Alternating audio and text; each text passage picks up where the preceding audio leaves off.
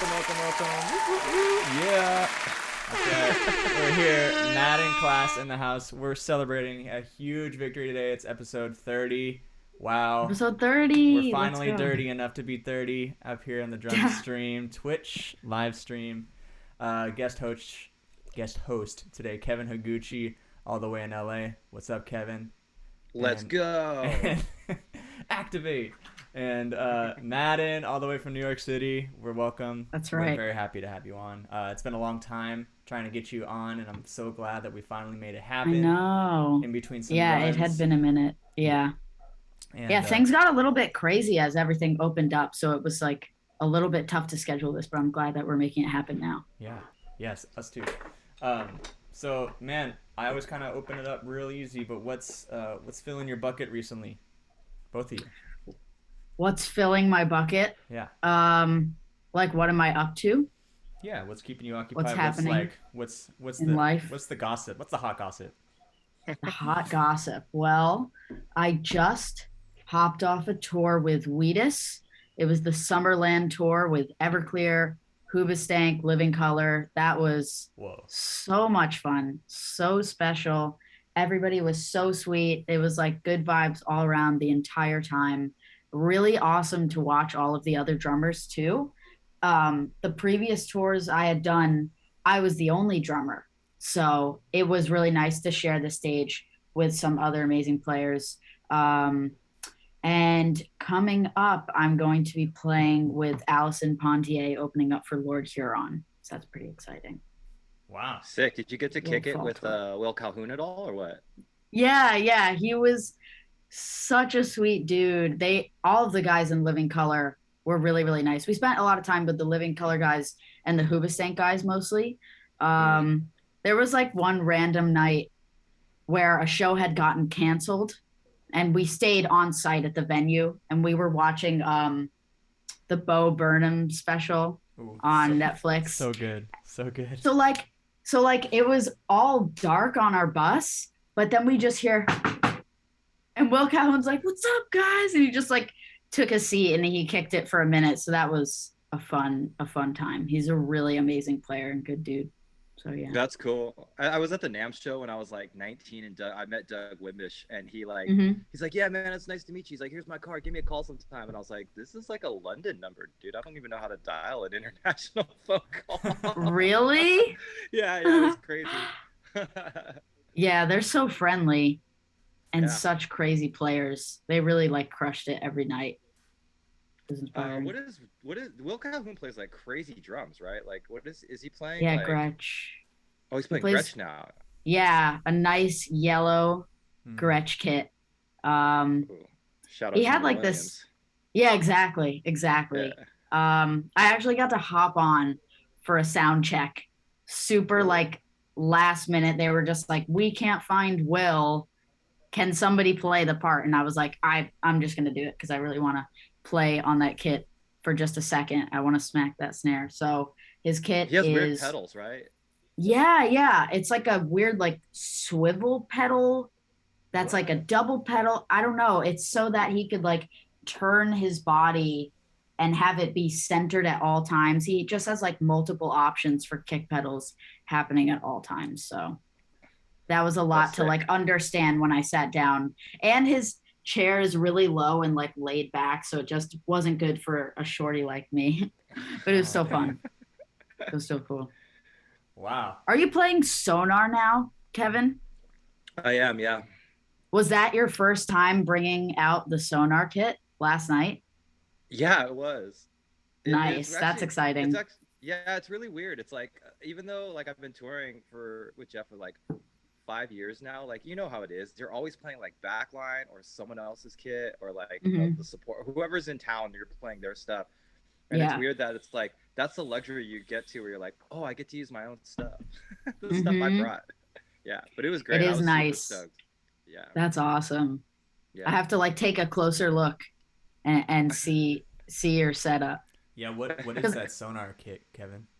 It's the AQ2 series, so it's kind of like their equivalent to like a PDP, like thin maple shells, you know. Okay. But it's like a 2012-16, and I'm using the Greb snare drum. Ooh. Nice. Yeah. That snare Yeah. is so Do you- butter, The though. 13-inch. Yeah. It's so Yeah. good though, dude. It's so versatile. Like you would think, like it even has like a good cross stick, and you would think since it's Mhm. 13, like you lose that cross stick. But do you still have yours, Madden, or did you get rid of yours? I sold it, Oh, unfortunately. I did sell it. Oh. one of these days, maybe if I can get my hands on another one, I'll just get you one. If I You can. just get me one. Whoa. Yeah. Yeah. I It's just know laying around he's somewhere. got two now. Two Greg Yeah. snares. Yeah. I have But the old one though. I wanted the old lug style. yeah, I didn't get that's the new lug style. what is it? It's Beechwood, right? Yeah. Yeah. I use it for everything now. I have all these snare drums, and I'm like, then you just fall in love with one for a while. That just never leaves your bag, you know. Like I do have to replace it with another 13-inch snare. I was using the super light for a minute, and that Yeah, was those are kind of good. my like intro to Ludwig, to be honest. And I loved it, had such a precise touch.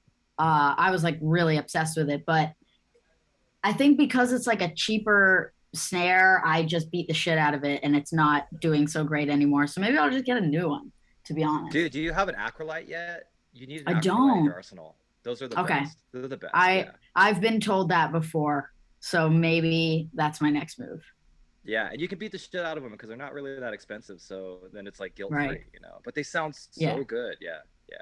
You can always What find si- one on Craigslist or Pro Drum or something too.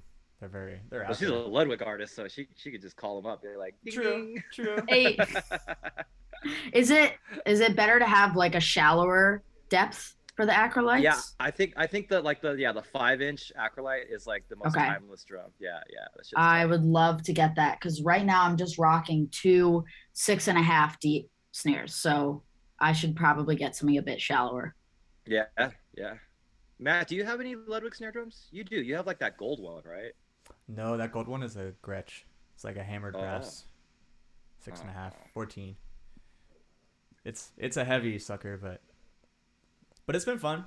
I tuned Yeah. it down the other night and used it as a side snare, and I used like a piccolo for the first time in like forever.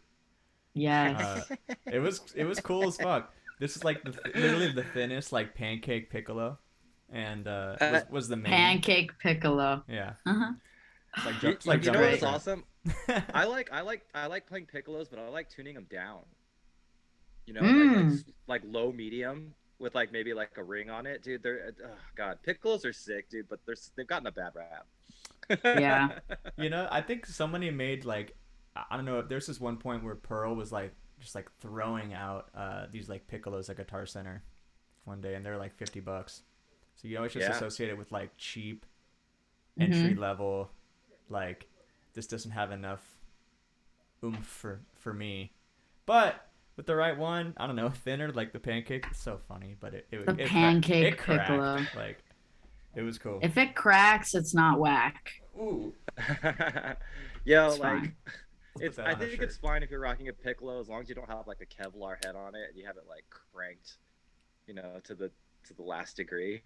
That's To the where it got last a bad degree. rap. Yeah, that's where it got the Yeah. bad rap, you know. You don't like the Kevlar on the piccolo, dude? Dude, my rap rock days are What kind of done. guy are you? Rap rock days are over. Yo, okay. On some weird snare shit though. Do you know the album Let's Face It by the Bosstones? Yes. Do you know that snare drum on that record? No, I don't know what he used. What did that guy play? I don't know what he used, but it's just pangy. Like, Yeah.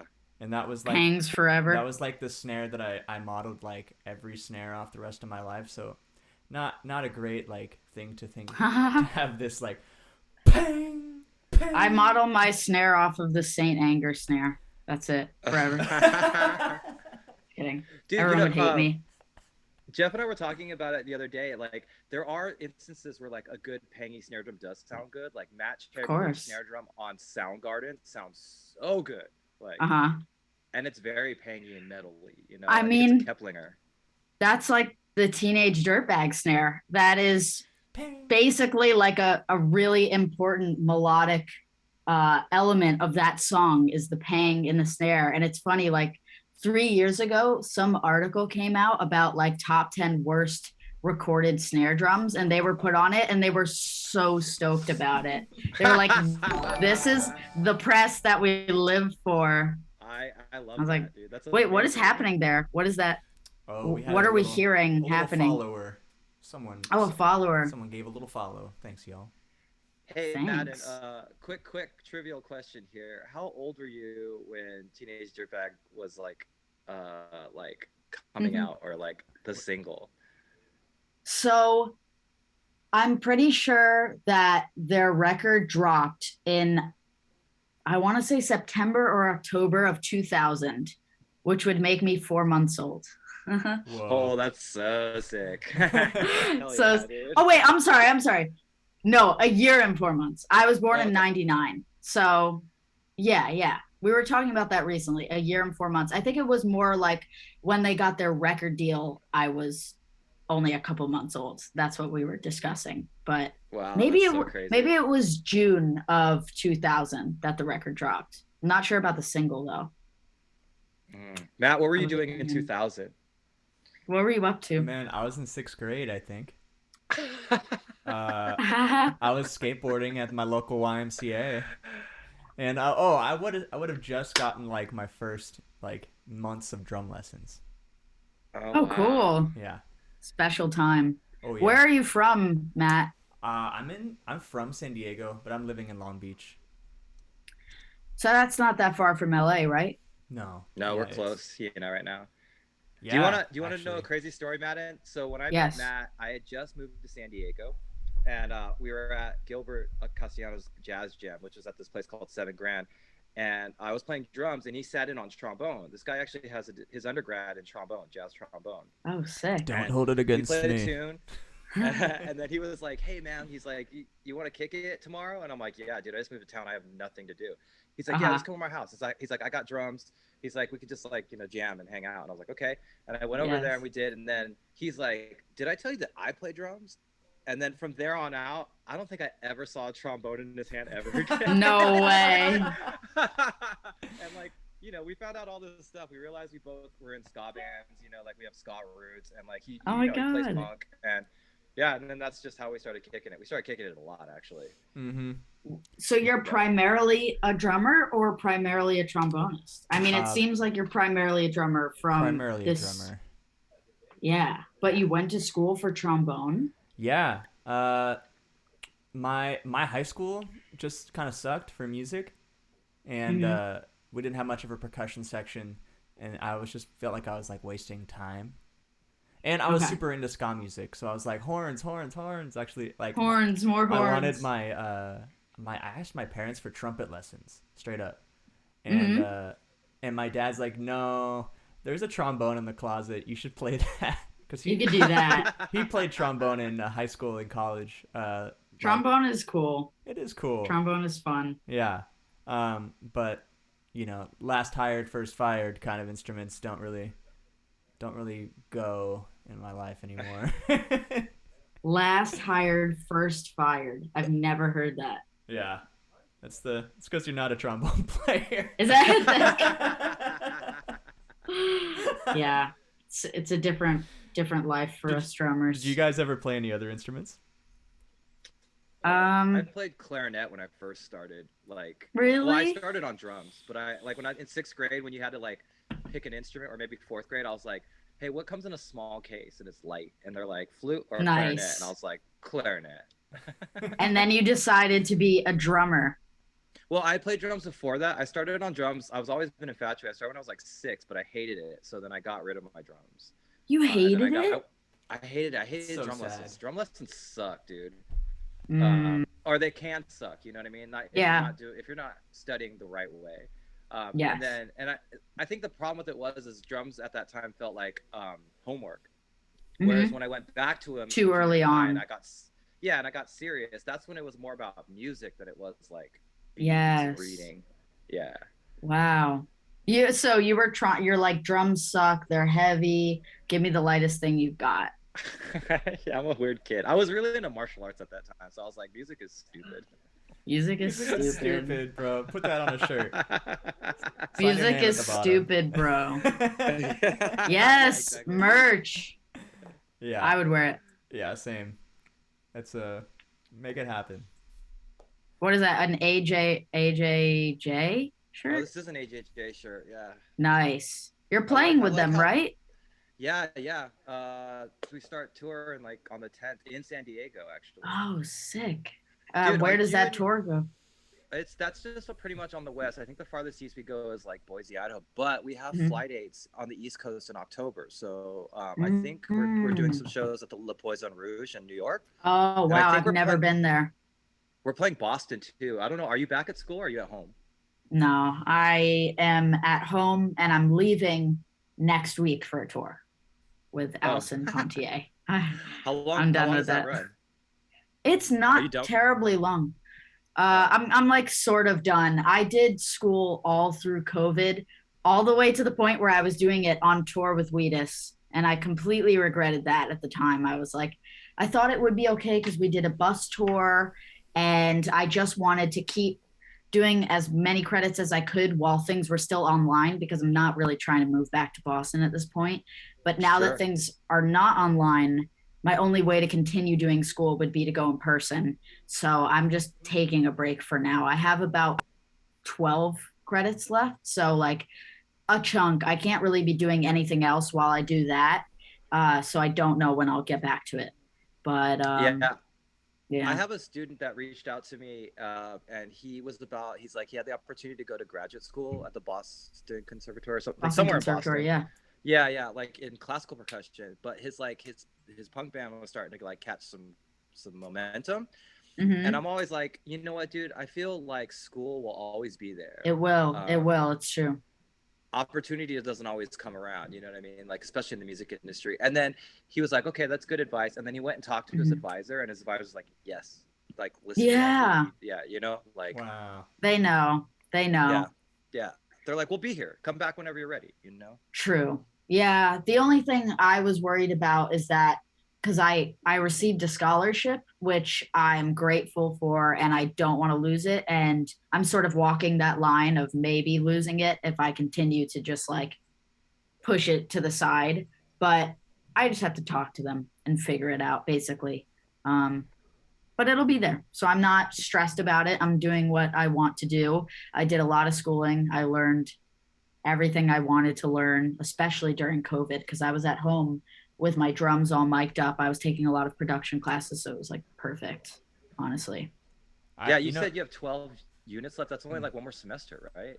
Yeah, it's like one full semester, a little less than actually, that would be considered like a full time semester. So Mm. I'll see. I'm pretty over it at the moment. It's been a lot. how I long feel have Hell you yeah, so been at school light. Berkeley? sucks. What'd you say, Kevin? I said, hell yeah, school sucks.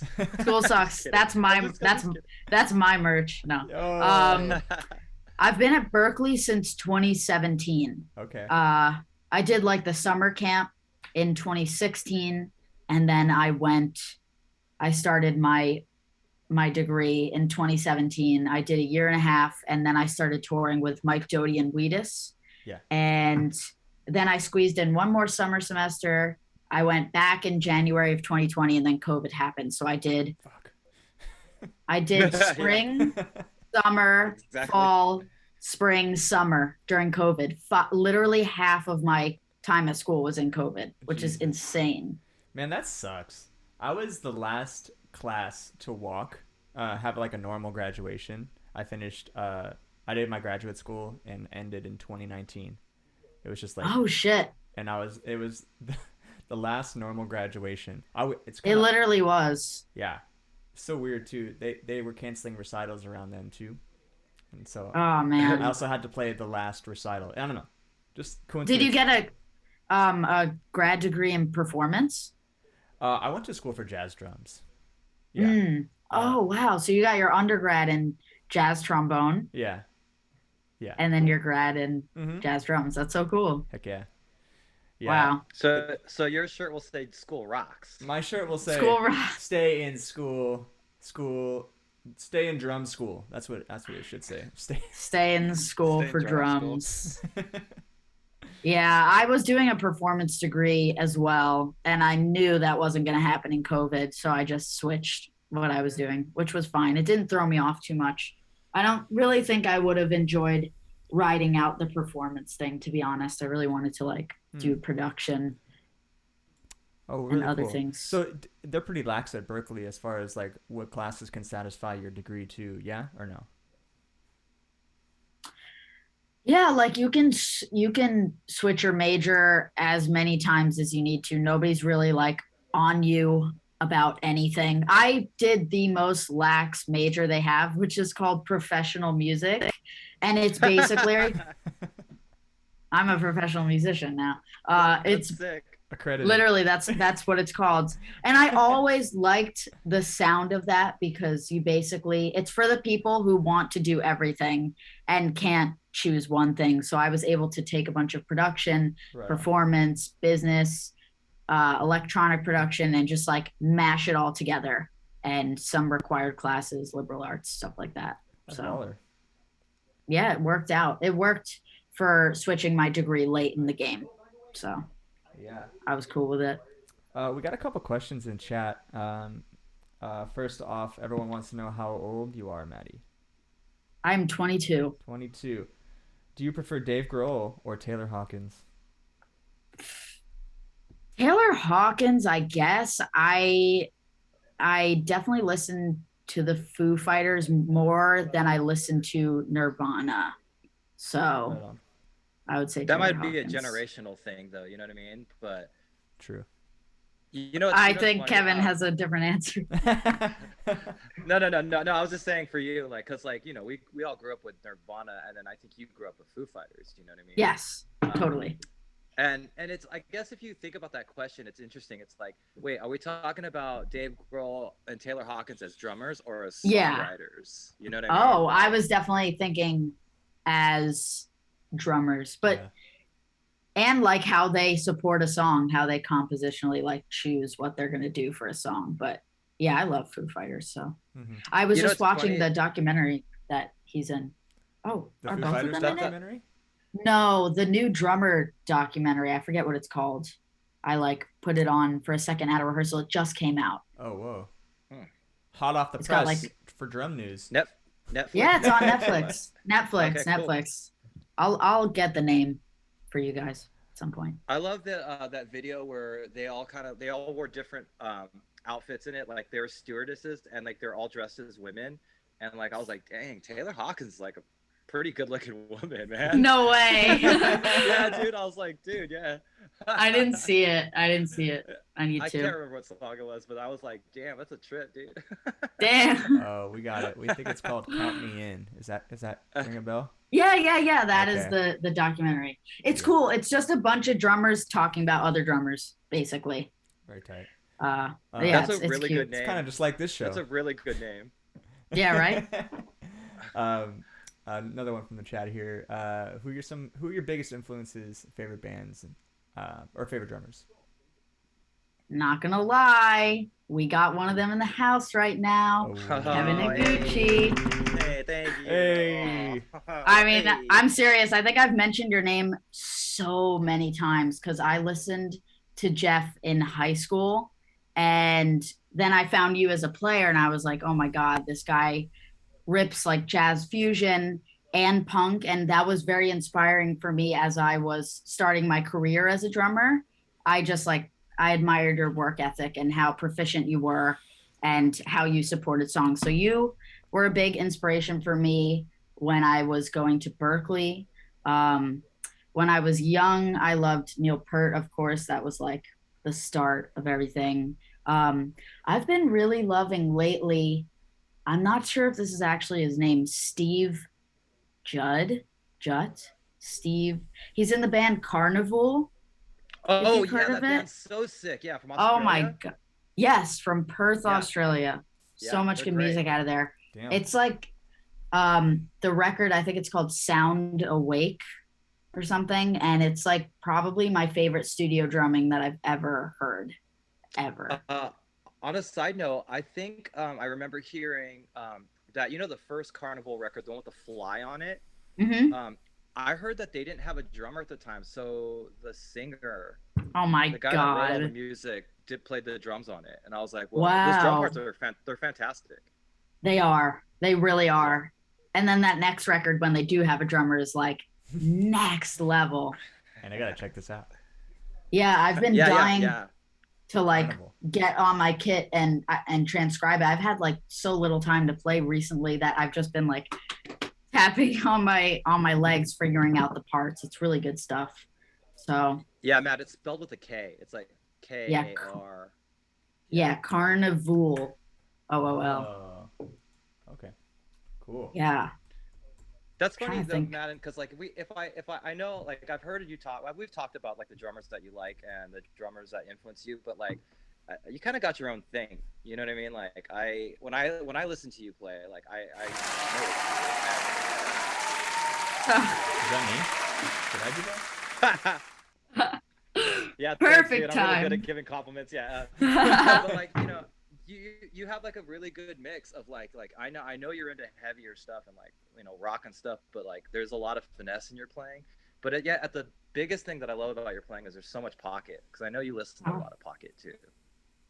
thanks, man. Yeah, I try Yeah. to do what feels good. I've been influenced a lot by like Devin Taylor too in recent months, like just all of these drummers killing pop gigs and playing pocket and chops. So yeah, I'm a little bit all over the map with it as we all are. So, but I appreciate Yeah. that. Yeah. You got the pocket and finesse too, my friend. I'm trying, man. We'll see what happens. No, you got it. You got it. Bro, you're gonna be cool, Kevin. Don't worry. um, so Madden, I'd kind of like to dive into a little bit of your kind of your upbringing, your past here. How did how did you start? Like, what do you have come from a musical family? Was everyone just expert puzzle players and you just came out a drummer or what? Well, music definitely runs in my family. Like my grandma was a singer. Nobody did it professionally. My dad played trumpet, he played guitar, and there was just music being played all the time. And I really connected to it like on a deep level before I was a musician. Like anytime I had the chance to just pop my headphones in, even as like a 5 year old kid, it was like a euphoric experience. I just loved Mm. listening to music. But the story is when I was 6, my parents put us in like this extras acting program, I guess just to like see if we were interested in it. And my sister was cast to be an extra on the Naked Brothers band, which had not launched yet. Have you heard of that Oh, show? Yeah, yeah. that's like an old Nick show, right? Yeah, the old Nickelodeon show Yeah, about the two brothers that were in a band, Nat and Alex Wolf. right. And I loved the show. I think I saw it before it had launched because she did that.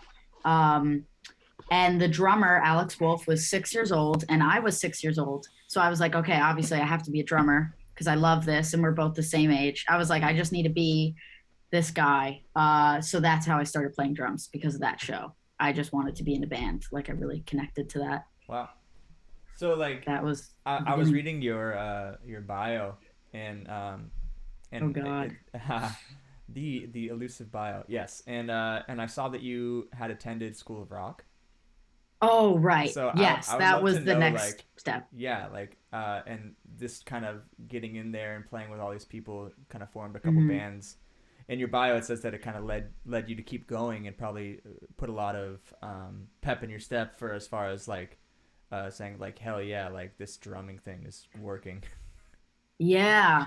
I I honestly don't know how anybody, nah, this might be an exaggeration, but when I hear people say that they didn't do like a music program or they didn't go to a music school and play with other people until college, that like blows my mind because that was my entire experience. When I was 10, my parents enrolled me in School of Rock, and the first thing I was handed was like Van Halen Greatest Hits CD because that was the show.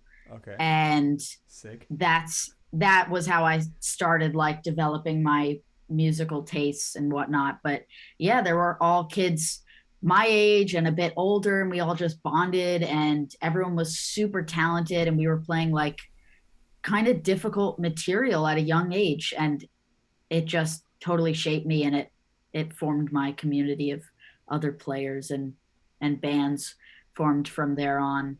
And then it became more mature after that, but yeah, School of Rock played a huge role Did you ever in end my up teaching drumming. there?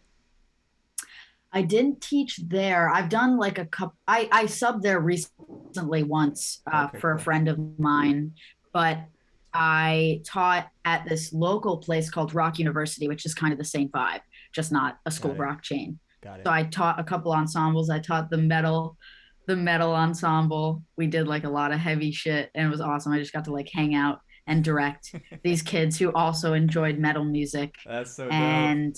and I taught a lot of lessons, Mm. and it was fun. Like really young kids who were just getting started. I enjoyed it.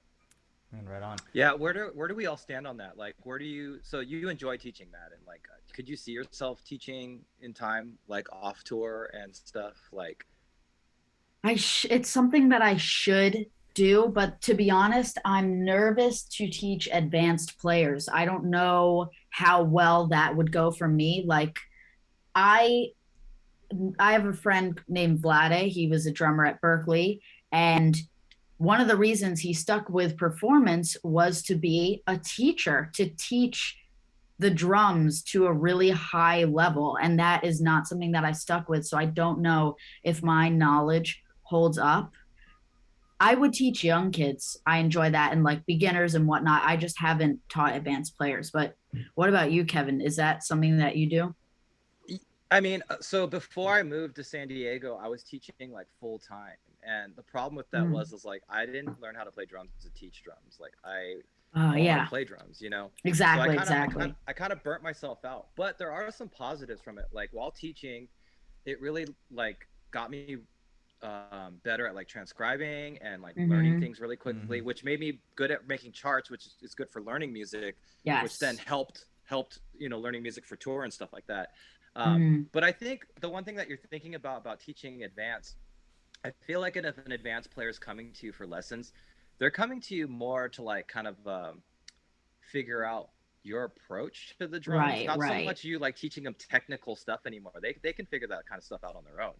So Mm-hmm. like now it's more like consultation and almost like what's the word I'm looking for, Matt? Where you're like giving them like not theory concepts. It's a conceptual lesson Mm-hmm. more than like a Yeah. physical Mm-hmm. lesson, right? Matt, Yeah. are you teaching right now too, or what? Yeah. I'm still the jazz drum instructor at Palomar College. Oh, Oh, I'm wow. teaching like an advanced student right now. Um, and I kind of break it into two things with like, you know, I feel like a lot of students, at least if they can read, they're not familiar with some of the great like some good like book stuff, because every now and then, you know, you just gotta kind of dive into a drum book for a second and like, so I try to give them a bunch of different books, but like I don't know. I guess for the younger players, for me, it's always just the gift of music. I like playing, or teaching younger students way better. Like, because I Mm-hmm. learned from the very start. Like, I don't know. My parents told me that like, oh yeah, you know, everyone has a story. Like, you drummed on your first drum set, and I don't remember that drum set. But you know, until I got lessons was the first time I sat down in front of a drum set, as far as I'm concerned. Really? And How old were you? I was 10. Okay. Yeah, yeah. And so yeah, all the younger kids, it's always gift of music, no matter how much they piss me off. But Yeah. the older students though, yeah, I kind of agree with Kevin with like it's always about they're asking you concepts, or like some kids like want to know like, okay, hey, I have a college audition or something, I have to like, and they Mm-hmm. don't understand that they have to pick a swing, a tune, a bossa tune, and play some styles, and that's probably it, you know. Yeah, yeah. But like, so I always get them to make sure they can read, and then everything else is, if you can teach them, it's like teaching a man to fish, you know. It's Mm-hmm. like teach a drummer to Yeah. read and they'll be okay. I guess it makes me more nervous to have someone come to me to figure out what I do because I have never had to explain that to someone or even think about it that much. Like I would do better maybe in a general setting of Mm. like, I need to work on my reading or this tune. Can you transcribe it? Let's figure it out. But it is something that I just need to dive into. So at some point, like when I have to pay rent, maybe that's when I'll be like, let's give this a shot, you know? I would think that, I mean, your groove and your pocket Madden is so cool. Like I would love to know like maybe some music that you learned or liked that like really informed your like ghost note approach? Because I feel like Mm, your left hand is like just murderous sometimes. thank you. My teacher, Donald Pusateri, he was very vital in working the ghost notes into my brain from a young age. And he was a School of Rock teacher, and he was heavily influenced by Tool. He's actually in a really sick Tool cover band. So I have to talk to him about like Carnival and all that because the two are closely related. But yeah, he was helpful with that. I'm trying to think if there were any groups because like Neil Peart wasn't a huge ghost note guy. Like I'm trying to think of certain tunes. Was ghost notes like at the forefront of those grooves? I'm not sure, but I think it's just something that I started to feel more as I got more mature as a player. And I listened to like prog rock groups like Animals as Leaders and Mm, Periphery. That is all about the ghost notes and yeah. feeling the groove in every single subdivision. Mm-hmm. Um, it's just something that keeps me like tighter on the grid. It's like a comfort thing to Sure. play ghost notes. So if I'm told don't play ghost notes, sometimes it's a little bit tough. It feels different, which is also cool. Like Wheatus, they use triggers on their kit, so I can't just be ripping ghost notes through the whole thing. It like the Sure. velocity, it won't feel good. Right. So Oh, I didn't yeah, think about that. Ooh. I know. Wow. Yeah, Yeah. you gotta pick and choose your battles on that one, right? Like, yeah, you gotta like simplify a little bit because you Yeah, want it to he's sound like, good, right? yeah, Are you just hooking and that up with an S or a sampler like a Roland X? they they use this thing called a ditty, if you guys have heard of it, and it is a an acoustic kit, and they use Aquarian heads that are like partnered with the ditty. So it's a head that you put on. It has a little like quarter-inch cable that you plug in, uh, and it has all the different kits stored inside of the ditty. I Whoa. guess it's kind of like an electronic kit That's if you cool. had like your brain for the electronic kit, but it's a hybrid that Whoa. he just like made himself. It's crazy. Some science. So Some science Hey, stuff I right got a there. quick question back on the ghost note thing, and it's like a yeah. technical question. So, have either of you guys been working on playing? Can you see my screen? Like with the Yeah. stick, but you're playing with the back two fingers. You know, instead of Mm. using, we're all taught the fulcrum is in the front, right? And Let's all grab our sticks. but Yeah. I don't have any. Here we Yay, go. sticks. But, That's so funny. I can do it with my toothbrush, right? So Could do it with it's your like toothbrush. instead of playing in the front, With your you're playing with the toothbrush. back. It's like it's that Tony Williams thing, right? I was listening to a Nate Wood and Mark Juliana interview, and I had started working on this before that. But when you use the back two fingers, like the ring finger and the pinky, you have way more control, and it helped me to control playing at lower volumes, and Mm. I feel like because of that, I realized I was playing my ghost notes way too loud, like way too loud. Where it was starting, Interesting. yeah, where like the sensitivity of the ghost note, I was losing, and it's like yeah, it's like that Tony Williams thing. I think he played from the back the whole time, but dude, it's like it's kind of seriously changed my life on drums, my ability to control the stick. Damn. I need like a bouncy surface to really know how I play my ghost notes. Because right now I'm playing it on my leg and I'm just using my wrist completely. Yeah, yeah. I always Um, use like the drop. Like I think of them as like a drop method. You know, like when I'm trying to teach, if I always try to teach ghost notes using that like same paradiddle exercise. You know, like have them play a paradiddle between their kick and their left foot. You guys done that before? Right, left foot or right foot? No. So like if you take a paradiddle sticking R L R R L R L L, you know, like you and do. Oh, you do and it you with the make the kick and the kick your snare. right foot. You know. Oh yeah. Gotcha. Yeah. You know. Yeah, that's like Oh, how Yeah. I Stone teach Temple ghost notes. Pilots, Yeah. Vaseline. What? Vaseline? Yeah. Yeah. Da-da-da-da-da-da-da. You lost me at Vaseline, dude. actually. Oh, you don't know that song? The drum beat's like a paradiddle the whole time. No. By who? Okay. Stone Temple Pilots. Oh, okay. Oh, I dang. don't know. Oh man, now I feel old. Dang. No, Oh. it's not you. You're It's not. not you. It's me. I um, never know anything either though too, so it's like whatever. um, little love from the chat. Space Junk honestly has some of the most favorite drumming. Hits hard, AF. Aw, thanks, man. Yeah, Appreciate it. you That have a couple cool groups that you're in. Tell us more about Space Junk. Yes, I love Space Junk so much. I joined that project basically as soon as I got to Berkeley. And you know what? That was also a very pivotal moment in my playing. And I tell Jordan this all the time. He's the organ player, but he's also just like a freaking wizard and he loves music as much as I do. So we just like connected on a really deep level. And he just played, he had all of these demos and he played everything, including the drums. Uh, and the way he plays his drums, even though it's not like technically maybe correct or whatever, he's still like my one of my favorite sounding drummers because of the way he hits the kit. And when I would learn his songs and then record them, I'd be like, this does not hit the same as the way you play it. So I had to try and learn his quirky thing. I transcribed everything that he wrote because I wanted to play it exactly as is.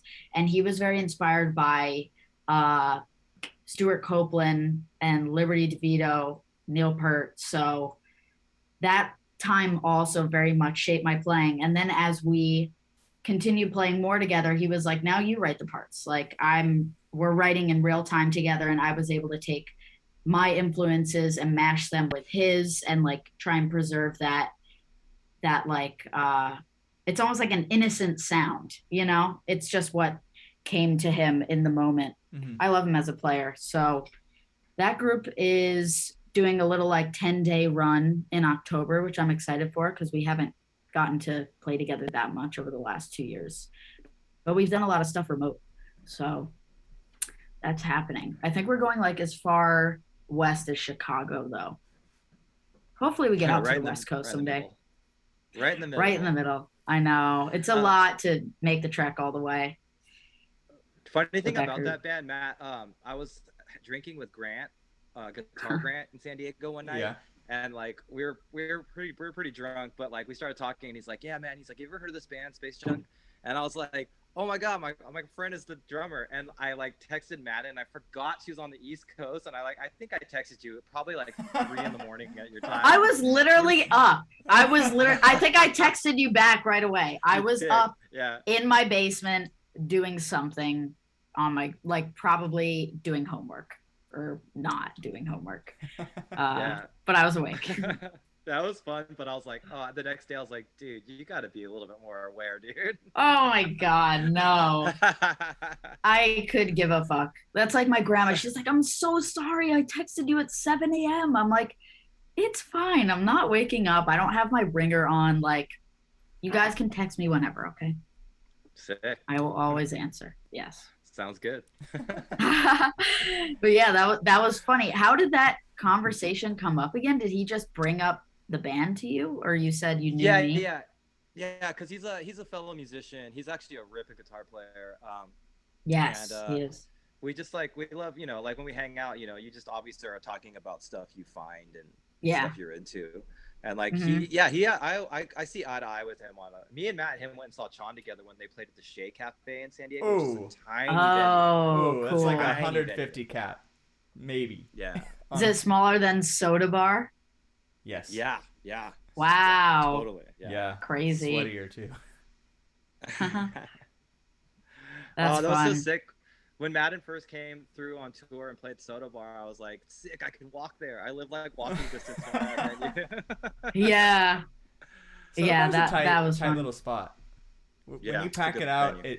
it's nice, you know. It was a rowdy show.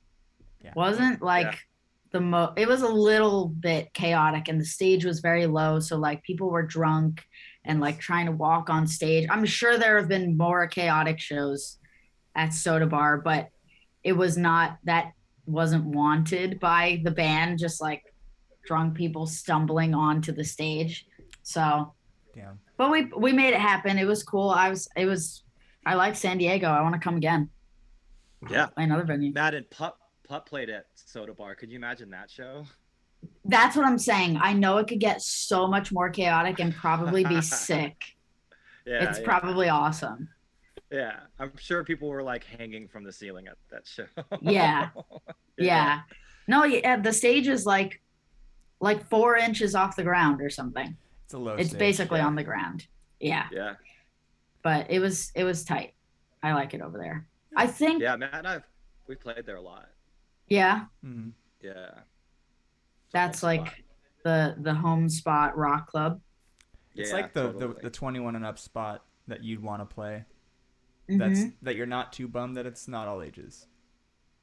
Man, my home spot rock club shut down. Revolution. I'm sure you've played there, Kevin. Oh, I love that spot. Yeah, Long Island. They're going fast. Damn. That was like, so Revolution's gone? I don't know if it's gone, but I know during quarantine that they said it's not going to be a thing anymore. I don't know if it's not going to be a venue or it's just being taken over by something else. Amityville Music Hall is still alive and well. I'm sure you've also played there. Yeah, maybe not. You know what's funny is that Revolution, their bathroom situation isn't very great when you're on tour. You know what I mean? And yes. I remember when we were playing there on tour, I slid out and there was like a reptile shop, like I think it's across the street. And I went in there just to look around, and I was like, "Oh, they got a bathroom." So I went to the bathroom there, and then I went back to the venue, and like people were like, "Dude, where'd you go to the bathroom?" And I was like, "Oh, I like went at that reptile shop." And then the reptile shop got super mad because after I said that, like 20 everybody people went to use the bathroom. Yeah, dude. Wait, yeah, because Revolution doesn't have a bathroom backstage, right? Nope. No, man, their green room is hilarious for like a touring party to roll through. It's not ideal. Yeah, not it's ideal. funny. You talk about like some of the reasons that people are like, well, they want their band to do better so they can play bigger venues. Like I think probably number one on my list to play bigger venues is to have a backstage bathroom so that you can go to the bathroom in peace when you're like living on the road. Yes, it is important. Or yeah, I mean, if you get in there early enough, it's always nice to like just pop in when nobody has arrived yet. Have you played Billy Bob's? You know, where's venue that? In Fort Worth? Yeah, it's at the Stockyards. It's a really cool spot. I don't think I've ever played there. Oh man, you guys should keep that on your radar. It's a really, really fun place. Even the neighborhood itself, it's really cool. It's like all Western themed, and they have like cowboy hat stores, and they cater barbecue. They've got pool. Like it's a really tight spot. But I was just thinking about their bathroom. I really enjoyed their bathroom. That's all. Okay, if I ever play there, and I'll be like, okay, this bathroom should be on my radar. I mean, it's literally just a bunch of stalls, so it's nothing special. I don't know. Maybe I was just desperate to go to the bathroom that day, and I was like, thank God. You know, I'm hyping it too much. I went to a Western themed wedding in Bakersfield this past year, and I went in, like I went full in, you know, and I think it unlocked something in me. Really? Are you part your cowboy, Western dude? identity? Dude, I love the Western fits, man. Like, dude, it unlocks something in you. You feel good, dude. I was wearing a hat and boots and a polo tie, and I was like, this is tight. For the tour that I am about to go on, Allison, the singer, is from Texas. She's from like right outside of Dallas, I guess. And she's getting us like cowboy-esque shirts, bolo ties, the whole 9 yards. So maybe it'll happen for me too. I just haven't gone there yet. Everyone needs to have a breakthrough cowboy moment. I know I don't. She literally has a song. We're closing the show with a song named Cowboy. So it's probably going to happen for me. I know I don't like I know I don't like cowboy boots though. That's never gonna happen for me. Not my thing. Also not a Doesn't fan of look I good boots. on was me, in. I don't know if I could ever play in them, but like, dude, like right? walking around in them, I was just strutting, and I was like, dude, this I hope is there's a sick. picture of that. I would love to see it. Yeah, pictures are getting A happening, man. Western themed wedding. That's so cool. Yeah, in That's dope. Bakersfield too. You know, that's like where Dwight Yoakam's from, and who's that big artist from there? Like where the streets are named after him. Johnny Cash. No, no, no, no. That's I in can't remember. California. Yeah, yeah, it's in the middle. It's like kind of the armpit. It's like by Fresno, Ooh. but it's a Okay. cool city. The wedding was so dope. The venue was super sick too. I was like, this is rad. You know, like, Nice. yeah. That's awesome. Hey, on a, as like a small juncture, because you were talking about you're getting ready to go on tour. What is your learning process for cramming the set into your brain? That's funny. This past month, as soon as I got off of the tour, I had a week of finals. So I was hating my life and I was like, no way, this has to end immediately because I had a gig coming up with one of the singers of Wheatus where I had to learn 8 songs.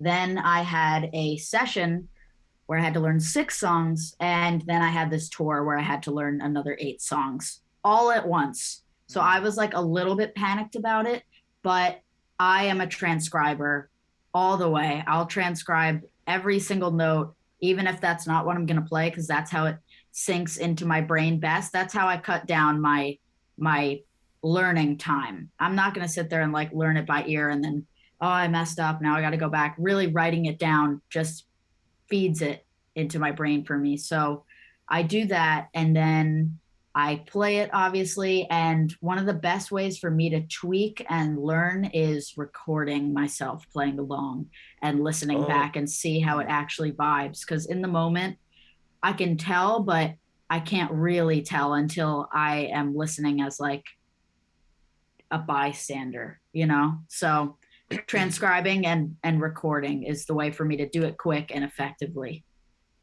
do you ever bring your charts out on the road with you, or do you make sure that it's in your brain before you leave? I make sure it's in my brain before I leave. For a session, like the session I did, I totally had my chart out.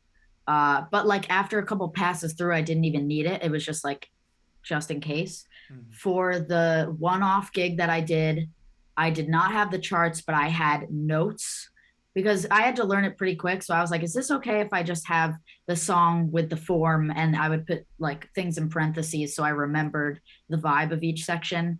And then for this tour, I'm definitely not going to have charts. I don't need it Mhm. anymore.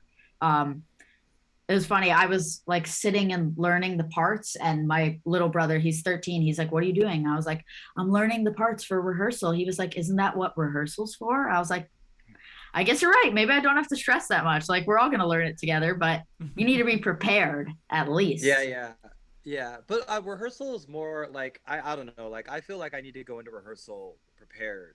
Of Like you course, know, Yeah. 100%. almost to the show. Yeah, yeah. Because like things happen, and then like you just want to make sure that the rehearsal is just to like physically get it in your hands with the other people. Yes.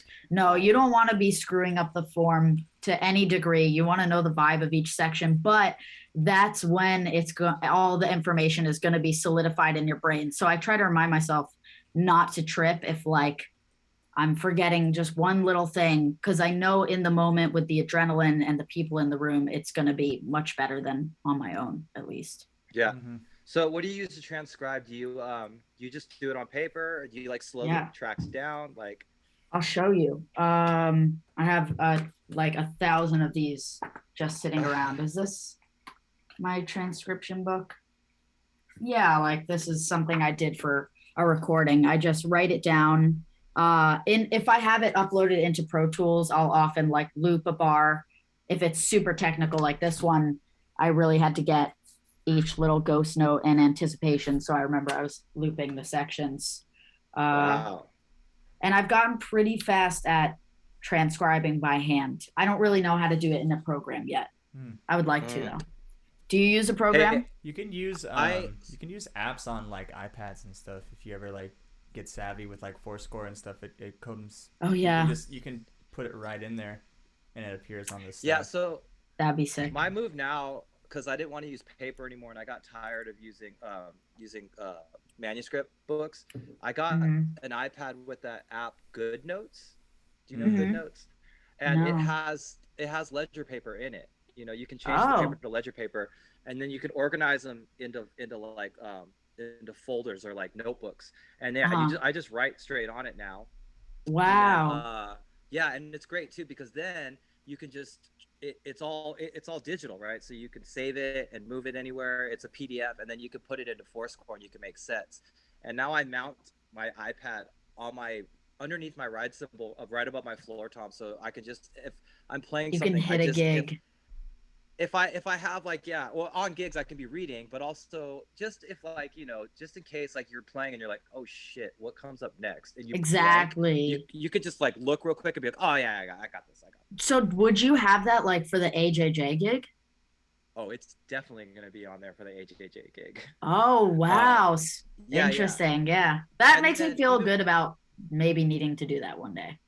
totally yeah, and even with Jeff like I mean I don't want to be doing that, but like just sometimes when we add stuff, it's cool, and it also gives you the luxury, like say you're on tour and you just want to be spontaneous and add a song in a night. It's like, dude, if you don't mind if I have some notes up there, then like yeah, let's do it. You know what I mean? And like Yeah. when you push yourself to like be able to read on a gig like that, that kind of pressure, it's so good for you. It's so good for you. Mm. You know what I mean? Like Mm-hmm. Yeah. to be able to like fully perform, but like your one of your eyes is like still looking at the Yeah. Yeah. stars. You know what Yeah. I mean?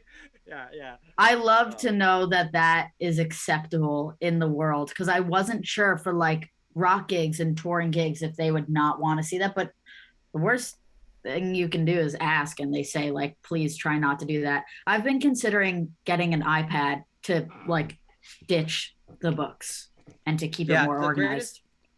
the greatest thing about the iPad too is one, you're saving, you're not using paper. Two, Hmm. it's really convenient, and then it's immediately saved, right? You don't have to do any scanning and all that kind of stuff for. And Yeah. then the other thing too is when you bring paper, it can blow away, Hmm. or it could be too dark. The iPad will not blow away, and It will not you blow don't ever need away. a yeah, you don't need a stand light, and then to turn pages, all you have to do is tap it. You know what I mean? It's But like it's pretty sick. oh, and I know that I think on some pit gig I saw the pianist changing the pages with his foot. He had like a foot pedal Yep. attached. Oh But yeah, can you see it enough? Because this is like the perfect size for me to be able to keep it to my left and read. And I'm like, Yeah, if get I the put it, iPad Pro. need Yeah. that I money have though. Yes. True. I have an iPad. Yeah. I have an iPad Air. Here, I'll show you what it looks like. Let me see here. Yeah, I feel like I need to invest in a new computer first. But Oh, get that M1 baby. The exactly, Mac Mini. 16-inch Mac Mini. I can't let go of the laptop, unfortunately. You I'm a just bring a laptop monitor gal with you everywhere. everywhere. Can you see that? Yeah, Can I you see see it. that? Yeah. Yeah. So you wrote that straight onto the iPad? Yeah, totally. With this little third-party Apple Pencil that was $20. I have seen those before, but like I tried writing once and my handwriting already looks like shit and it looked so much worse. But I think it's something you just have to get used to, like the feeling of it.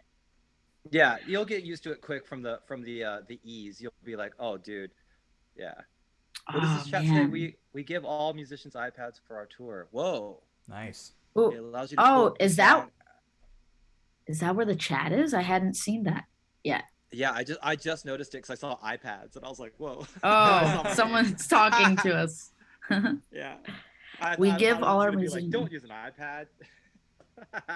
Yeah, it allows us to pull up a song that we didn't necessarily plan, and they're small enough that you can't really see them. That's cool. I am gonna Yeah, think totally. crank our snares. Love that. Oh, should we crank our snares? Maybe we should. Maybe it's that time. Let's see. Is that a thing? Crank our snares.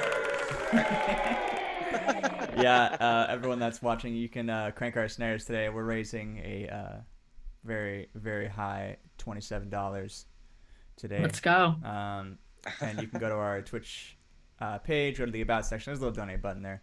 helps us pay for the domain name, keeps these things happening each week, and you know, we were gonna buy this Guy Fieri kit. It was 100% flames. Oh my god. But that was a one week try to raise a lot of money. Didn't work. Who made that kit? Was it like SJC? Dude, it was a Remo. Oh my A Remo. god. It literally like It was Remo? It was a Remo kit. And let me see if I can if I still have the You're gonna pull You know it what up, dude? if I still have the picture I will. But I was gonna say earlier when we were on the topic of pancake piccolos that I found under somebody's bed, the previous person that had lived in that room left a Remo piccolo snare under the bed. wow. And I think I took it, but I don't know where it is anymore. So maybe I left it Heck there. yeah. I get some But of I my was best like, drums keep that it. way. I swear. Remo?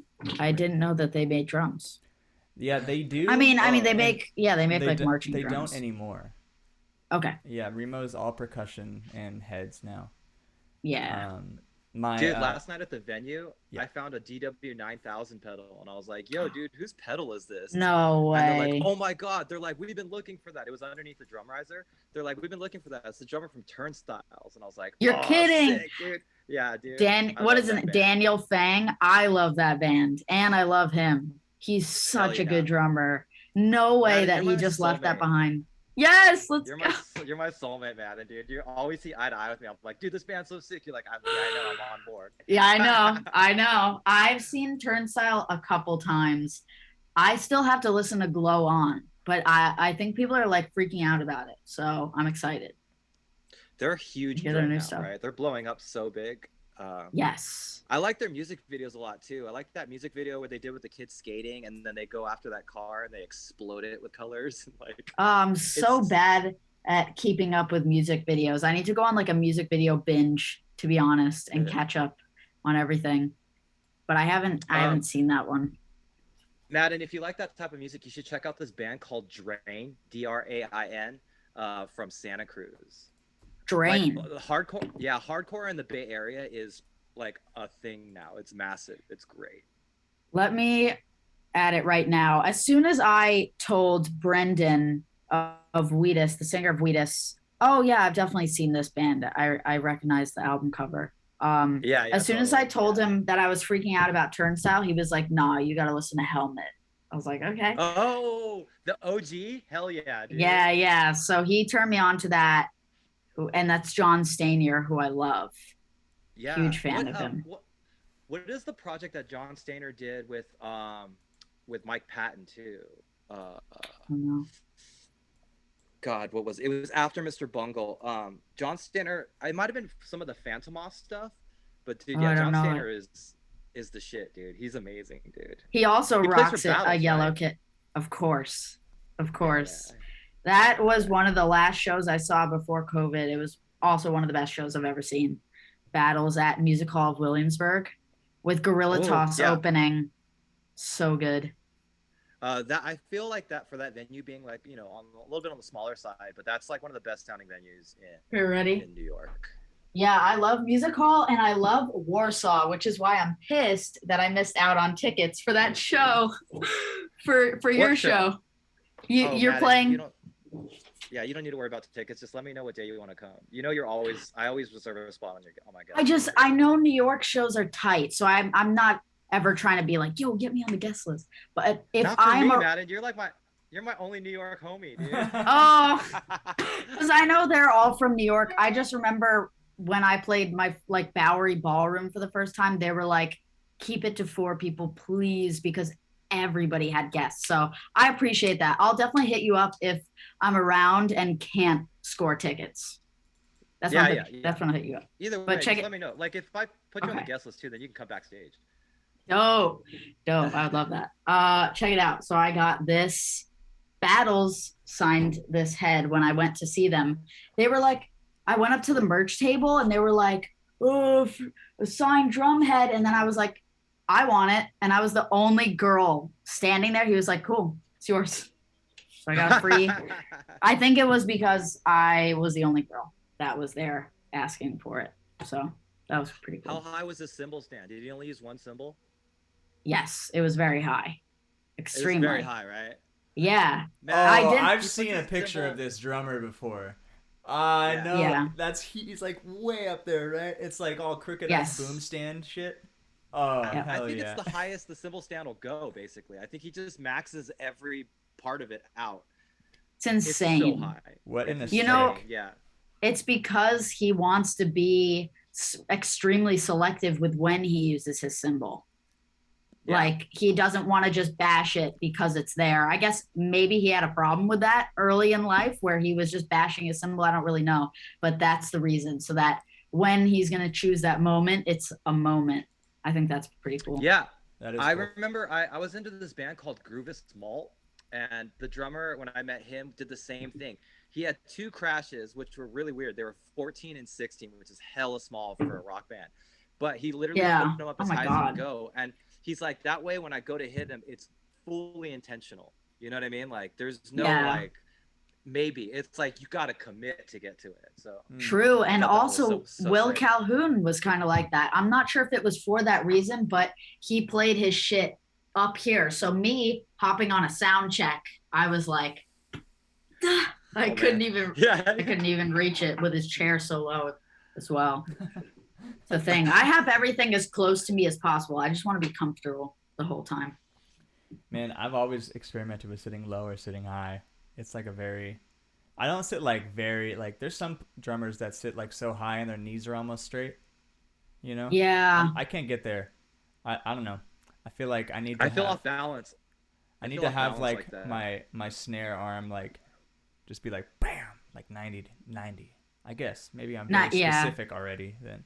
But 90. I'm doing tilt in right now. Really?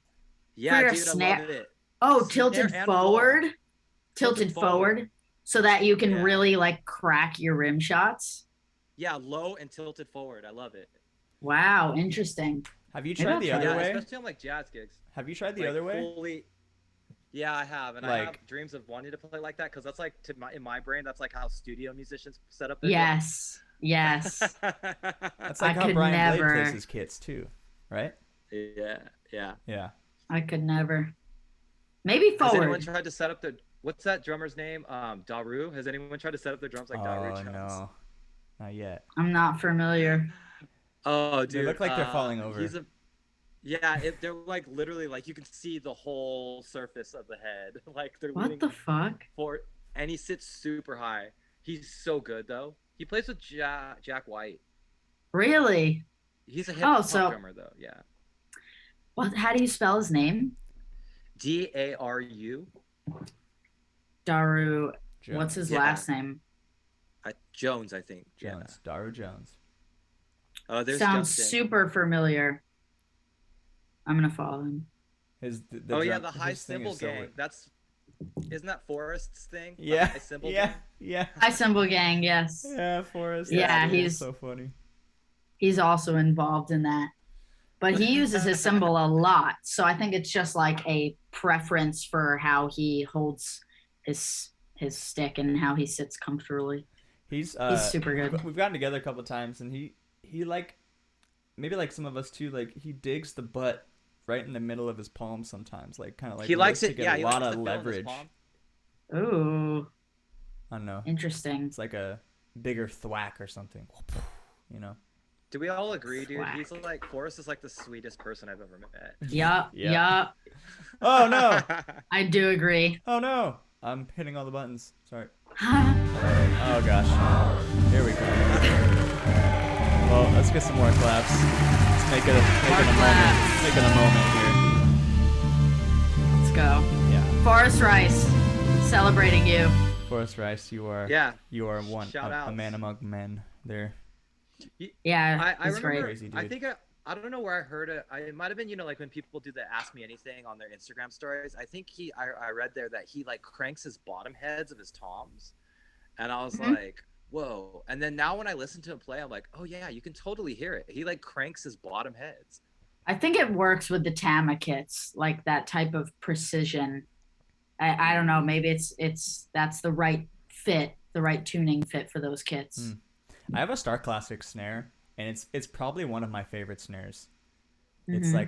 It's a Babinga snare too, so it's kind of like Oh, I don't that's know. It what just it's so Matt hot. Gartzka plays. I bet that's the one that Matt Gartzka plays. Oh damn. It was one of He those one talks and about done that shit. snares though. Like you just go into the shop and you hit it, and you're like, dude, I didn't know I was buying a snare today. Is it like 250? You got it from Guitar Center? Yeah, yeah, it was Yeah, relatively cheap. I've been there. Yes. I've been in that Um, exact position. In that price range, it's just like, it's enough. Okay, that's it. Yeah, how could you not? you know what's funny? Matt Garska, he tunes his drums like a lot lower than I thought he would. Like Yeah. his toms are like super low and dead. I like at Yeah, first I was super like, I don't know how I thuddy. feel about this. Yeah, I was like, I don't know how I feel about this. But then the more I listened to it, I was like, oh, dude, I think this is sick. Like Yeah. I like when stuff does that. I like how the concept has to mature to me, and then I'm like, oh, that's fire. Yeah, it's Oh great. yeah, that totally works. Mm-hmm. Uh, Yeah, yeah. tuning is the bane of my existence. Did you I guys have trouble with it. did you guys ever use muffs, like the Remo muff things that where you put them under the head and they're like it's like Oh this Oh. yeah, when I was it's like this sponge when I was that goes in a 6, circle. Really, it sounds terrible, dude? No, they sound tight. What do you mean? dude. I They had make your those. drums Those super were thuddy. actually they were inside the those were inside my Black Beauty when I bought it, and they had the original Ludwig heads, and I was like, dude, this person never played this drum correctly. You know what I mean? Like you Oh my can't Wow. put that thing in god. a snare drum. But because of that, the drum was like pristine. The bearing edges, because I think protected the bearing edge was like Mm, it was like brand new. I was like, this is Mm. perfect. wow. Yeah. That's But you dope. like those, Matt? I don't even know Hell you can yeah, still buy them, dude. dude. I mean, I've had it for a minute. Amazon, baby. Yeah. Well, it's just like Primo you can't buy those muffs. you can't buy those legacy rides anymore. The legacy ozone What? rides. I can't find them anywhere. No. Huh. I Uh, haven't ordered I don't one in know, a dude. while. I I haven't think found you them. can still get them. I mean, you can still get them. I don't think they're part of the line anymore, though. You What, should check, really? Let me see. I'm gonna do some diving. dude. Do I you saw. have What's that? Oh, I'm sorry. I'm sorry. What were you gonna say? Oh, I was just What'd gonna you say see? I've seen those symbols go for so like a bunch of money, like $700, Mm, because the the legacy rides. Dave Weckels like thing. Weird that they're No, not available you can anymore. still get them on Guitar Center, but they're $600. Yeah, Oh my see, they're god. expensive as shit. Oh my god, that's so crazy. I was gonna ask, do you have a drum tech when you go on the road, Kevin? Me? Heck no. Heck no. Heck no. You know what, dude? Like I think it'd be cool to have someone help me like tear it down. But I love setting up drums and I love tuning my own drums and I And you love, love you know what I tuning, mean? yeah. Like yeah, I love also too like night to night like changing little things, you know, like and also too I don't know, like I don't ever want to be that distanced from the music and my instrument. You know what I mean? Like No, definitely not. I just wonder for myself because I don't think I'm the most talented tuner of all time. And that's something that I really like want is somebody to help me dial it in Dude, you every want to know a day. video you should check out? This Yeah. are you familiar with the with the drummer Jake Reed? yeah. Yes, So and I Jake, watched Yeah. so it. What is it, like a 50-minute video about yeah, tuning? did you watch the whole thing? No. Dude, oh okay. I watched the whole I thing, need to get into it. Yeah. and it's only you got to remember that's only one person's perspective. Because Yes. I got to the end of the video and I'm like, I've been doing it wrong, but then I'm like, no, there's Right. He brought in like his tuning expert, well, yeah, whatever this dude local guy. Aaron Sarfati. He's like the second drum instructor at USC. Oh, cool. He's like a I'll, very like accomplished Brazilian percussionist, but also like Mm. awesome student or studio drummer. Yeah, I have I'll to tell you watch it again. I'll tell you this much. Now that you talk about that, so I have friends that were like professional drum techs. My A&R at Sonar actually, he used to tech for everybody, like Pink and Mm. Velvet Revolver, and he's also a very dear friend of mine. And if I ever had the opportunity to have someone like that tech for me, Hmm. who is that knowledgeable and could teach me stuff, you know, I would love Yeah. that. And also, if I ever got to hang out on the road with that guy every night and just, you know, that'd be the shit. Like I love that. Yeah, Shout totally. out to Mark Bennett, yeah. Yeah, But more. yeah, there are people who just understand drum tuning. Like they know how And to the like make science heads. behind it. Yeah, and they also know how to make it the drum feel good too. They tune it for the feel That's what I'm too. So then you sit down and saying. play, and you're like, dude, that is unbelievable. I don't know how you did that. That's what I'm saying. Every time I go into a studio and I use the studio kit, I'm like, this is what I want This is how they every should sound. day. Yeah. This is what I Yeah. want to feel every day. And also, like, going from room to room, like me tuning in this room, which is not dialed in, probably has a lot of issues. It feels like I'm not getting the response I want from my drums. But then I take them to Jordan's barn that's entirely made of wood. And it's like, oh, yeah, this kid is the shit. It's just not, it's not popping in my drywall basement, you know? So it's so frustrating to try and dial it in different rooms where the sound changes so much. So I just want somebody who knows the science behind it to actually like nail it or teach me, you know?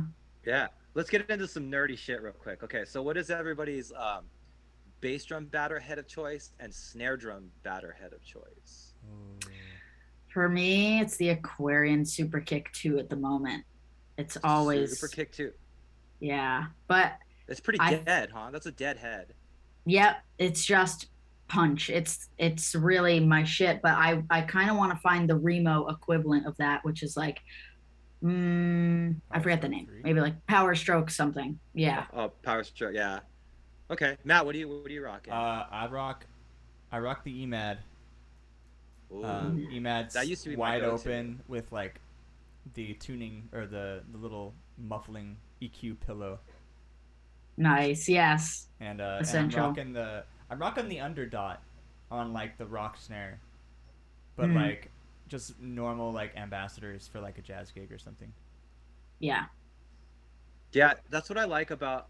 So Remo does the underdot on like an ambassador weight head and like an emperor weight head, right? Yeah.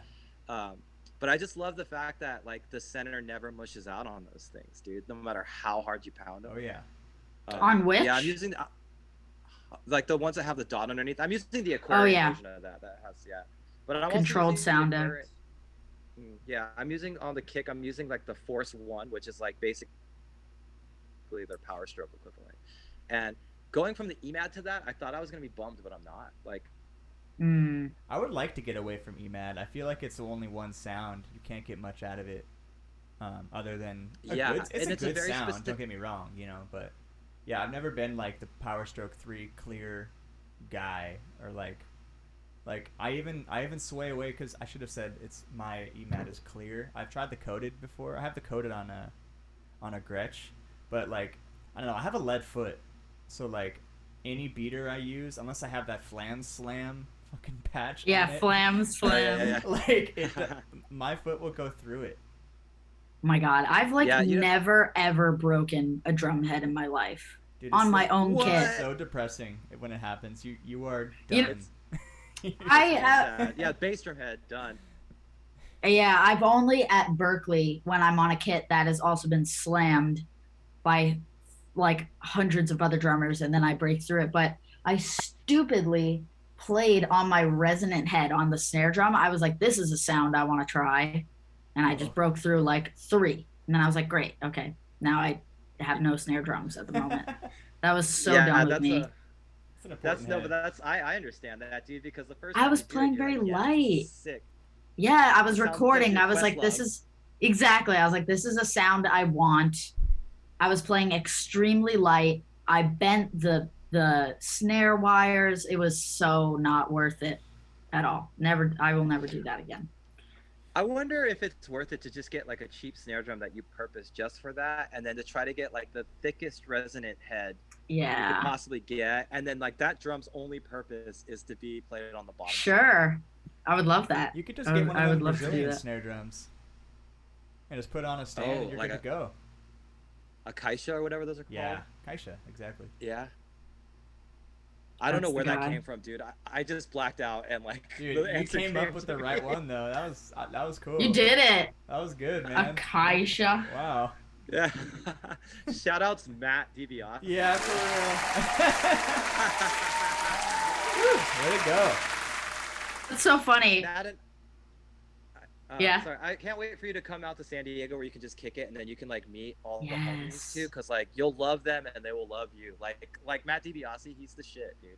He's this Me crazy too. vibes player. Oh yeah. Yeah, I and he there's makes EDM. sick. My guy. Would love Yeah, to meet right. him. Yeah, That there's exactly. there's talks of Wheatus possibly doing a West Coast thing in November. Ooh. I really, really hope that happens. And if it does happen, I imagine the run would end like in San Diego or LA. So if it does, I will definitely like kick it for a minute and come hang. That'd be so fun, That sounds sick. Oh I think yeah. I'm gonna be on right? the fucking road, but you should holler at Oh Matt. no. It's like it would end so close to Thanksgiving that maybe you would be home at that Oh time. no no no. I'm actually gonna be away for Thanksgiving this year. I'm gonna be in New York. That's when Oh those shit. Warsaw shows are. Oh. Yeah. Oh my god, that's right. Yeah. That means I need to come home anyways for that. So we'll see. I don't know exactly where I'm gonna be. Either coast. We'll see. I'm sure we'll run into each other at some point. Yeah. I mean, that's the thing with music that I love. It's like, like you definitely lose touch with people for a long time, but we'll always find our way back. Yeah, My ultimate dream is I love running into musician friends that are also on tour when you have a free day in the same city together. You're just that like, is oh, we're cool. just yeah, we're just in St. Louis. You want to hang out and go get some food? Like it's kind of amazing. That's actually like magical. I was even Hmm. happy to run into a high school friend when we had a day off in Roanoke, Virginia. Like there was no reason to be there other than a day off, and my best friend from high school just happens to live in Roanoke. I was like, this is incredible. The first time we passed through, she wasn't there, and then we passed through again on the way home, and she was. So that was nice. But I haven't like met up with any other musicians that happen to be like touring Hmm. simultaneously. I'd love that. It's kind Have of a you toured perfect like storm. yeah, have you toured out of Yeah. the country yet, Madden? Have you done Europe yet? No, I haven't. I That's have another not. thing too. When you run into someone from like home or something when you're in Europe and you're like, I haven't heard English in the longest time. Yeah, right. It's refreshing. Yeah. I I feel like that could be in the cards with Wheatus because they uh really kill it in the UK and like Germany and Ireland. So I think that will happen maybe next year or the year after. As long as I can do it, I would love to go with them. I've like not even been to Sick. Europe ever, so that would be fun. Dude, hopefully you Gotta get to get your Only go. passport, baby. Get out there. Yeah. Yeah, yeah. yeah, only Canada and Cancun for me. That's it so far. The Out of the seas. country. Yes, the seas, the two glorious seas. Yeah. Well, Madden, I know you said you gotta split it at half past here, so it might be a good time to start winding down. Sure. If anyone in chat is aching to answer or to get one of their questions answered, do it now or forever hold your peas. Do Some it of the now. best Do it homies now. and players in San Diego. There are a lot of really good players in San San Diego. Diego's special place. Yeah, you'd be surprised, man. And like the jazz community is like it's I don't know. There's something really special It's about it. popping. You know No Brian vibe too. Evans. Who? Oh yeah, we know Brian Evans. Yeah, We know the Brian drum Evans. battler. Yeah, yeah, Yes. Madden. You want to go to a shed? We'll go to a shed, dude. Oh Yeah, they're geez, fun. I'm afraid. I'm afraid. I'll go. I'll Don't totally go. yeah, don't be afraid, dude. He's like very confrontational about drumming, but then you get there, he's also just like the sweetest dude. You know what I mean? He's like Oh, really that's nice. good to. But I know he yeah, is. He like mentors my friend Chris, who was just a fan of his, literally just a fan. And oh, Brian's like, "You want to hop on the phone?" And now they talk all the time, and he gives him lessons and stuff, which is pretty cool. So That's I know he's cool. a good dude. I'm just afraid of his chops. No, yeah, he's got I'm crazy kidding. chops, He's dude. insane. I know. Um, I know. hey, Madden, on the East Coast, do you know that guy Chris Paprota? Yes, we went to Berkeley together. Did you Met really? That guy, metal guy. Chris. Wait He's a got minute. like a group called Narbot. He's also like a multi Oh, instrumentalist. sorry, there's so many Chris drummers that I know. Yes, I know Narbot, and I hope that Space Junk plays a show with them one day because we've been in talks with their guitarist. He's fucking awesome. He's I so want to good. meet. I want to meet that guy Chris so bad. He's so good, and he's a multi instrumentalist. His music is insane. Have you ever heard of this Yeah, group, Matt? Narbot? No, Narbot. no, Yeah. I know Chris Proto though. That's a Yeah, bad dude. yeah. Narbot. Narbot is like an Uh, awesome technical prog group. They're sick. Heck yeah. I feel like Chris is like as good on guitar as he is on drums too, which is Really? scary. That's upsetting. Yeah. Yeah. Yeah, he's super inspiring. Every time I see him playing, I'm just like itching to get on the kit. So I really want He's to a see him vinyl live guy one too, day. right? Yep. He just came Yeah. out with like a couple videos with them that were really dope. Yo, I have one question about that Mino session. Did you pick the songs from like a list of songs that they had already had made, or did you come in and write those songs? They were all Space Junk songs. So they were all written Okay. by Okay. Jordan. And Cool. I just chose those instrumental tunes Got it. to play. And they're pretty Yeah. open with what you want to play on those sessions. Then 100%. that's rad. They were like, do whatever you do best. So that was cool. I almost wish I had asked for the session to be a bit later in time because Space Junk made a record like literally a couple weeks later. And I would have loved to bring those stems and play along to those songs. Yeah. But there will be more. So There will. like Did I you- played did- some of the demos from that record, which were not mixed at all. And I was like, this is an okay thing to do. And now I listen back to it, I'm like, could be so much better. But the drums sounded awesome. So Did you prepare a lot for that? If I had to do something like that, I would be sweating bullets. Like, yeah, I was Yeah. shedding that shit every single day for like I guess like a month. As soon as I found out like mid-August we were going to do it, and I went September 30th. So I was, shedding it all the time. I was even like adding parts to the tracks because I really wanted to do this song Crazy Quilt. And Jordan had lost the stems for it. No. There's something happened that he had the stems, but the clav stem was like totally distorted and disgusting. I was like, this has to be better. So I put the song at like half speed on Ableton. I did it one measure at a time on my freaking Oxygen 25 keyboard. I was like, this just needs to be in there. So it was fun preparing for that and like getting all the tunes ready. I'm hoping to do it again in like a year or two. I'm Their videos sure. are dope. I hope, dude, if you ever get booked to play the Minel Drum Festival, I want to come out and I want to see it. God. Does that happen Yeah. in Germany? I think it happens in Germany. Yeah. Wow. Like, it looks so fun. You know what I mean? I love drummer events because like it's just like, yo, dude, I can just fully be myself and like I've never even nerd out. I've never experienced it. I've never been to NAMM. I've never been to any drum convention. So I'm looking forward to things like that popping up for sure. Yeah. They'll come. It's They'll so happen. funny. Yeah. Just unapologetically be a drum nerd. Yeah. Yeah. Yes. Just like we are right now That's what's up. Yeah. For sure. on the drum stream. Every Tuesday. Yeah. Every Tuesday. Well, We nerd with that out. said, you guys can check out Madden's website, maddenklassdrums.com. And Work in progress. You can see those videos we were talking about earlier, Crazy Quilt and Lonely Lonely 5 from our Yes. final session.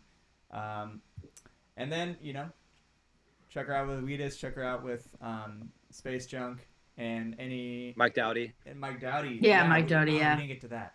Damn. Let's pack it into these 3 minutes. Yeah, give us the 3-minute pitch. What is it like playing with Mike Dowdy? It is incredible. I was a Soul Coughing fan before I got that opportunity, so that was So dope. absolutely nuts for me. I remember when Matthew, the bassist of Weedus, hit me up to do the Weedus tour. He like waited a couple days to be like, oh, also you're probably gonna play drums with Mike Doty. I was like, all right, I am done with Berkeley. I'm out of here. He is great. He gives me a lot of freedom to do my thing. I can't believe he trusts me so much to play his music because like he's a legend. I was just 19 when I started playing with him, so it meant a lot that he trusted me like that.